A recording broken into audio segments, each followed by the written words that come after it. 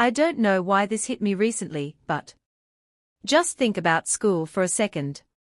They taught us algebra, history, science, all that stuff. But did anyone ever teach you what to do with your first salary? No. And that's where most of us mess up. We knew how to solve equations, but no one told us how to handle money. Like, how much should I save? How much can I spend? What's okay to buy, and what's just impulse? So what happens?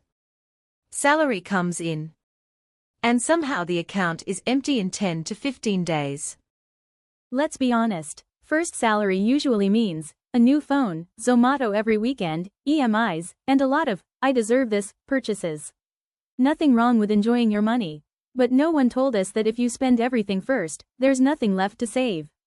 That's how people earning 40,000 rupees, 60,000 rupees, even 1 lakh rupees a month still feel broke.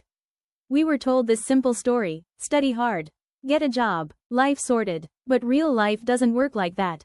You can have a decent salary and still panic before month end because one medical bill or one unexpected expense throws everything off. And here's the real issue.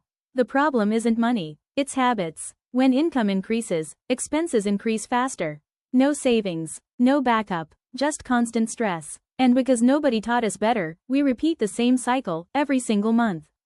Instead of memorizing dates and formulas, we should have learned things like how to make a simple budget, why saving before spending matters, why all loans aren't bad, but all EMIs hurt, why an emergency fund saves your mental peace.